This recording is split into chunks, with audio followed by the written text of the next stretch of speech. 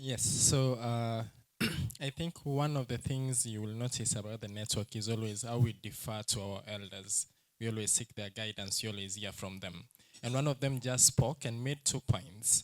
Historicize the network and the community. Such history cannot come from anyone else other than our very respected elders. And the need for community, that we are the network, and the openness for the young researchers in the room who are encouraged to always reach out to the very friendly elders in the room. So next, so before I welcome the president of the network to speak to us, we'd also be recognizing one of the key elders of the network who joined us this morning. He might not have a chance to speak to us, but I'm sure he will be chairing a number of sessions and presenting in this conference. Professor Okafor, welcome.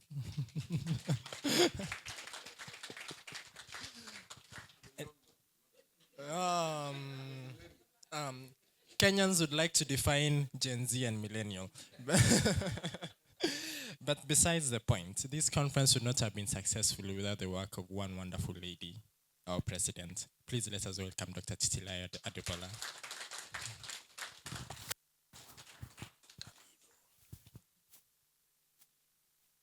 Okay, thank you so much, Kevin, and thank you so much, everyone. I'm delighted to see this room. I'm delighted to see our distinguished guests. I'm delighted to see the AFILN family. We're all a family. We all learn together. We all grow together. We eat together. We play together. And I think that we build our scholarship and our policy interventions together. I'd like to thank the government officials that came. I'd like to thank all our guests that came from far and wide. We know the hassle that we had to all navigate to get here. Some of us lost our luggage, some of us missed our flights, even though we got to the airport early. But we all made it, so I'm delighted that we're all here. The African International Economic Law Network's executive team and conference planning committee chose the theme A Critical Appraisal of the Status and Implementation of the AfCFTA Agreement and its Protocols to provide a critical space to discuss one of the most ambitious initiatives for inclusive and sustainable socio-economic development of our continent. 1 year, 1 month, 1 week, and 1 day after it opened for signature, the AfCFTA officially commenced on the 1st of January 2021 as the largest free trade area in the world. As we have heard, unifying 55 African Union nations and over 1.2 billion people. Beyond being an ambitious and groundbreaking project, the AfCFTA is an audacious demonstration of Africans' intent to reduce dependency on external actors and stimulate intra-African trade. Since its inception, the AfCFTA has made significant strides. The operational phase was launched with the establishment of key institutions, including the AfCFTA Secretariat in Accra, Ghana, and has been mentioned during the opening remarks. The key protocols on trade in goods, trade in services, dispute settlement, intellectual property rights, investment, competition policy, digital trade, and women and youth in trade have all been adopted. They are backed by programs such as the Guided Trade Initiative. The annexes for some of these protocols are being drafted and negotiated. So far, the AfCFTA has strong political and industry support at national, regional, and international levels. The AfCFTA Secretary General, H.E. Wamkele-Mene, and his vibrant team have done a brilliant job of circulating knowledge about the agreement. Nigeria launched trade under the Guided Trade Initiative on Tuesday, 16th July, with its shipment of goods such as bags, ceramics, textiles, smart cards, black soap, and shea butter. The goods were shipped from the ports in Apapa, Lagos, to 5 countries: Algeria, Cameroon, Egypt, Kenya, and Uganda. Our central task for these 3 days is to unpack key contemporary subjects relevant to the AfCFTA through a rich mix of carefully curated panels and plenaries ranging from trade in goods, digital trade, inclusivity, the operationalization of the AfCFTA, finance, GTI, dispute settlement, sovereign debt, climate finance, austerity, intellectual property rights, tax, competition, investment, environment, and sports. Two, the interesting teaching international economic law in Africa, which we have been invited to establish. I'm grateful to the AfIELN Advisory Board for their excellent support and guidance. We have here Professor James Gathi, Professor Suresh Nawani, Dr. Luam Dira, Dr. Ashimizo Afadame Adeyemi, Dr. Ohio Omiono, and Dr. Regis Simo. Please stand, wait for recognition.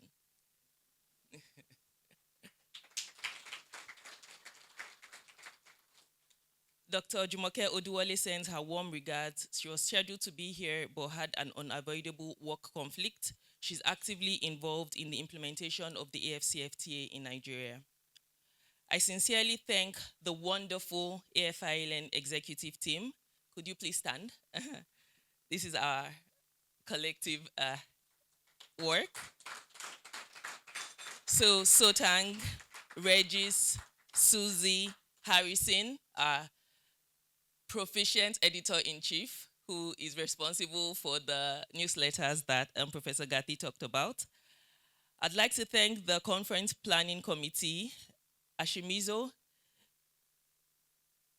is he here? Olivia, Amani, Ezekiel, Kayode, Kevin, Joseph, Pabalo, for their generous, selfless service to AfIELN. This is all voluntary. They have taken out their time, their resources to make this happen. And I'd like to thank you for that.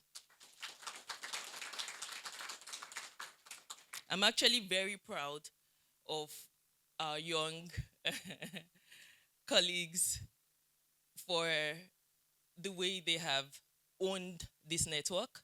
This morning, I was woken up to messages at 6:37 a.m. from them. They were already in the room and they were sharing photos that they had set up. So I'd like to thank you. I'm super, super proud of you. The future is here. The future is bright. We are confident that Africa is on a good path. And we know that you all are going to contribute to the success of this continent.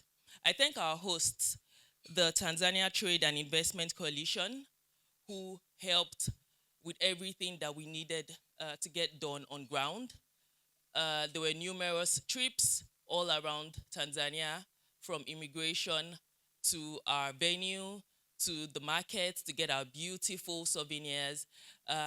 Even this morning, I know that there were some trips that were made to help to sort out some pending resources. I'd like to thank you, Olivia. I'd like to thank you, Barakat, for all the excellent work. Please stand up for recognition. Thank you. Thank you so much. We appreciate all that you have done.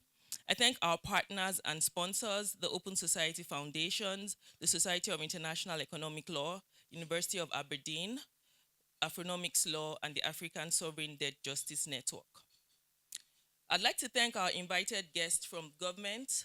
I'd also like to thank specially our keynote, Professor Saudin Wakaje.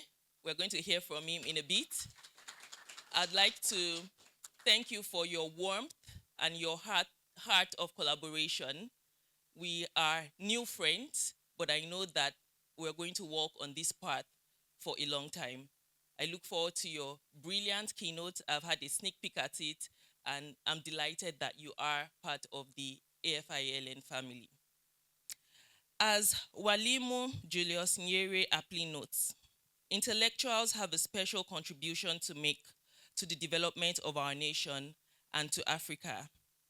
And I'm asking that their knowledge and the greater understanding that they should possess should be used for the benefit of the society of which we are all members. I look forward to excellent discussions, plans, and proposals. Karibuni, Dar Salaam.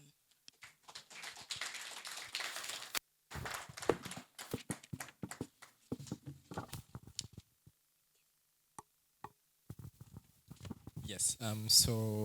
You'd be surprised just how quick our president lands Karibuni Dar es Salaam. It was very quick. So I think she should learn some Kiswahili at St. Augustine in the summer.